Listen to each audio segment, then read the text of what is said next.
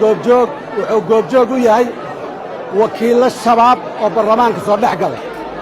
shabaabku wuxuu rabay in fawdada baarlamaankan ka dhacdo waxaa u sahlay dad sheeganaayo xildhibaanno inay yihiin ficilkooduna uu shabaabka u adeego. waa arkaysaan meesha waxay ka sameeyeen shacabka Soomaaliyeed meel kasta uu joogo. waxaan u sheegaynaa in wejiyada aad maanta meeshan ku aragteen oo baarlamaanka fawdo dhex keena aad si fiican haddaa ummadda Soomaaliyeed u barataan. aniga shakhsiyan dadka maanta meeshaas fawdada ka sameeyey ee diiday in baarlamaanka Soomaaliyeed xogaal u noqdo amniga meesha maraayo waa shabaab kana ka mid hadda sii socda kaasaa ka mid la barto. waa shabaab, waa dad shabaabka u shaqeeyo, waa dad message inay halka shabaab uga diraan rabaan ay shabaabka yidhaahdaan anaa kula jiro.